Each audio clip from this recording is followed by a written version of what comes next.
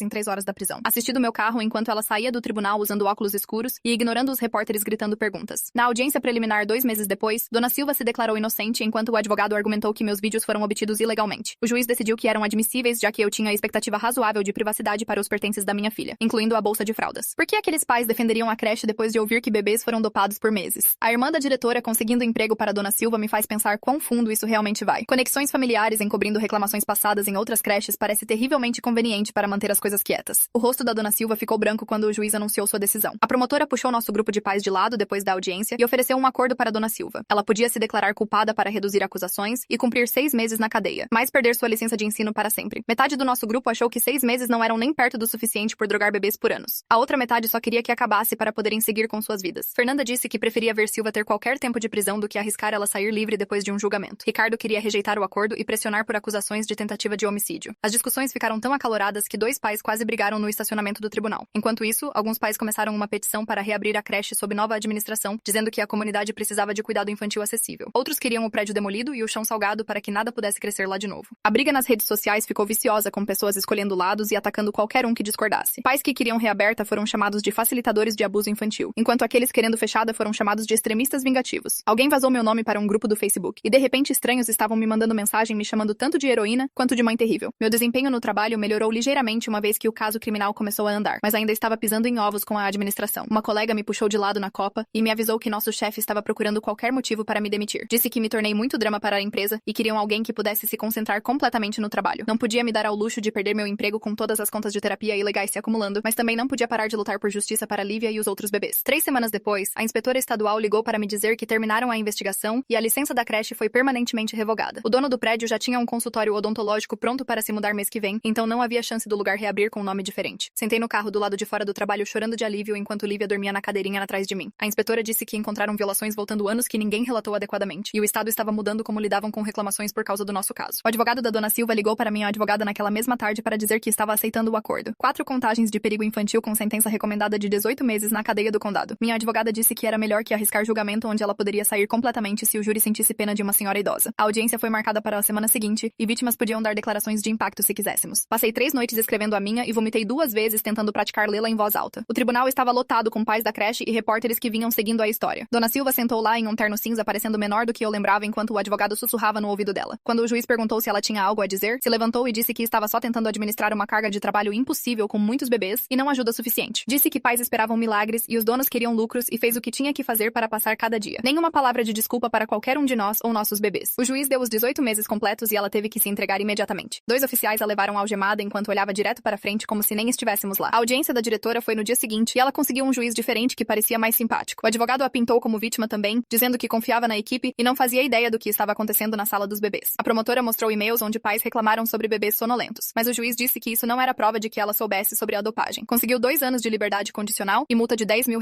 mas nenhum tempo de prisão. Também foi banida de trabalhar em cuidado infantil, mas o advogado disse que planejava se aposentar mesmo assim. Queria gritar quando ela saiu do tribunal livre enquanto nossos bebês ainda estavam lidando com o que aconteceu. Os outros pais pareciam tão enjoados quanto me sentia vendo ela sair com só liberdade condicional. Passei as próximas 2 semanas ligando para toda a creche num raio de 1 hora do meu trabalho tentando encontrar uma vaga. A maioria tinha listas de espera até ano que vem, mas finalmente um lugar tinha uma vaga porque outra família acabou de se mudar do estado. Ficava 50 minutos do trabalho e custava R$300 a mais por mês que o lugar antigo. A diretora queria primeiro mês, último mês e depósito calção adiantados, o que deu R$2.400 que não tinha. Fui a 3 bancos antes de um aprovar um empréstimo pessoal a 18% de juros. Meu crédito já estava arruinado pelas taxas de advogado, então foi o melhor que consegui. A nova creche tinha câmeras em toda a sala que pais podiam assistir num aplicativo e faziam verificação de antecedentes em todo funcionário 2 vezes por ano. O conselho tutelar mandou a carta final dizendo que fecharam a investigação sobre mim como infundada, mas o relatório ficaria no sistema para sempre. Minha advogada disse que se eu me divorciasse ou tivesse questões de custódia, a investigação podia aparecer mesmo tendo sido inocentada. Disse que não era justo, mas era assim que o sistema funcionava e não havia nada que pudéssemos fazer. A família do Ricardo e da Fernanda começaram um chat em grupo para coordenar processos cíveis contra a seguradora da creche antiga. Os advogados da seguradora imediatamente apontaram para nossos contratos de matrícula, onde concordamos com a arbitragem obrigatória para qualquer disputa. Minha advogada disse que a arbitragem podia levar 18 meses, e os árbitros geralmente ficavam do lado dos negócios contra indivíduos. Teríamos Tivemos que pagar R$ 500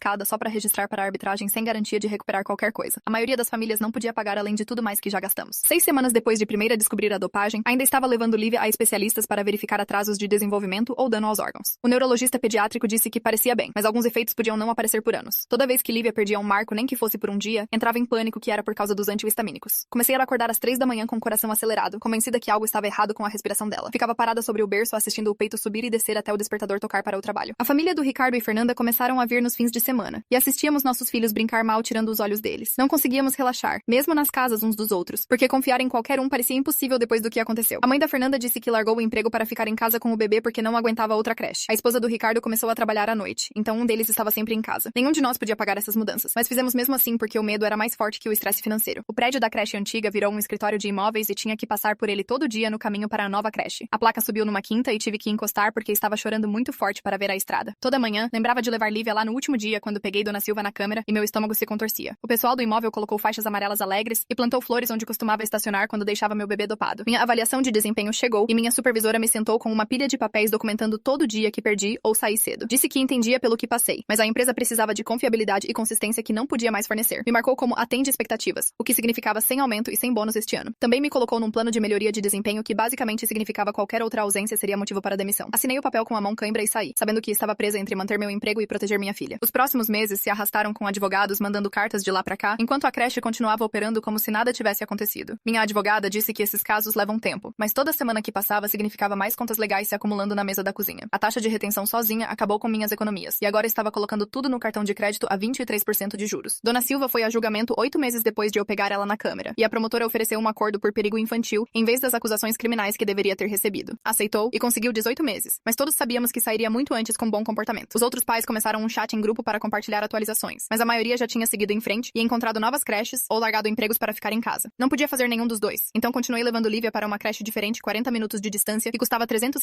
a mais por mês. Um ano depois de tudo começar, ainda estávamos presos em arbitragem com a creche original brigando sobre se eram responsáveis pelo que o funcionário fez. Minha advogada continuava pedindo mais dinheiro para continuar, e comecei a olhar advogados de falência online tarde da noite quando não conseguia dormir. As contas legais chegaram a R$ 30 mil, e ainda devia outros 15 para o hospital por todos os testes e monitoramento da Lívia. Dona Silva saiu depois de cumprir só 4 meses, e alguém no nosso grupo de pais a viu empacotando compras numa loja 2 cidades adiante. A foto se espalhou pelo nosso chat em minutos, com todos avisando uns aos outros para evitar aquela loja. Passei de carro uma vez só para ver se era realmente ela, e lá estava num avental verde escaneando itens como se não tivesse dopado bebês por anos. Por volta do exame de 18 meses da Lívia, o pediatra começou a notar que não estava atingindo certos marcos no tempo e pediu avaliações de desenvolvimento. Dona Silva conseguiu 4 meses por drogar bebês, enquanto pais recebem sentenças perpétuas de preocupação. A matemática aqui está mais quebrada que minha calculadora depois da época dos impostos. O especialista disse que tinha alguns atrasos na fala e habilidades motoras, mas não podia dizer com certeza se foi dos antihistamínicos ou só variação normal. Passei horas pesquisando se sedação prolongada em bebês causa dano permanente, mas todo estudo dizia algo diferente. O não saber roía em mim pior que ter uma resposta definitiva. Os outros pais da creche lentamente pararam de responder ao chat em grupo e seguiram com suas vidas, mas não conseguia parar de verificar toda a sala antes de deixar Lívia em qualquer lugar. Instalei câmeras no apartamento, uma no quarto dela, uma na sala e uma de frente para a porta da frente. Verificava as transmissões constantemente no telefone no trabalho, até minha supervisora me avisar sobre o uso pessoal do celular. Minha mãe voou para uma semana para ajudar e desabou chorando quando viu como exausta eu parecia. Ofereceu-se mudar para mais perto, mas a renda fixa não cobria aluguel aqui e não podia ajudar ela a se mudar. Sentamos na mesa da cozinha passando por todas as contas e papelada, enquanto continuava dizendo que o sistema deveria ter protegido esses bebês. Comprei um arquivo com fechadura num brechó e mantive toda a evidência dentro. Os registros hospitalares, as gravações de vídeo, os relatórios policiais, tudo. O detetive que trabalhou nosso caso ligou uma vez para verificar e mencionou que pessoas como Dona Silva geralmente fazem de novo uma vez que pensam estar seguras. Disse para manter tudo só por precaução. O segundo aniversário da Lívia chegou e ela estava caminhando e dizendo algumas palavras, o que o médico disse ser bom progresso. Fizemos uma pequena festa no parque só com minha mãe e 2 crianças da nova creche. Quando fez a soneca da tarde, ainda ficava ao lado do berço, verificando a respiração a cada poucos minutos. Contava as respirações e assistia o peito subir e descer, incapaz de confiar que estava só dormindo normalmente como qualquer outra criança. Alguns dias conseguia passar horas sem pensar nisso, mas então algo acionava a lembrança e estava de volta naquele quarto de hospital. Comecei a ver uma terapeuta através do programa de assistência ao funcionário da empresa, mas só podia pagar 6 sessões. Disse que tinha estresse pós-traumático e precisava de tratamento de longo prazo, mas meu plano não cobria. Aprendi a funcionar com a ansiedade sempre lá no fundo, indo trabalhar, pagando contas, cuidando da Lívia. Alguns dias eram melhores que outros, e me disse que tinha que ser suficiente porque Lívia precisava de mim presente, mesmo que não pudesse ser perfeita. A arbitragem finalmente terminou com oferta de acordo de R$ 8 mil, o que não cobriria nem um quarto das minhas contas legais. Mas minha advogada disse que era melhor que nada. Assinei os papéis sabendo que nunca conseguiríamos justiça real ou encerramento de tudo isso. Bem, pessoal, foi uma jornada explorando todas essas questões juntos. Obrigada por me deixarem vagar exatamente junto com vocês. Se chegaram até o final, deixem um comentário Adoro ler todos os comentários de vocês.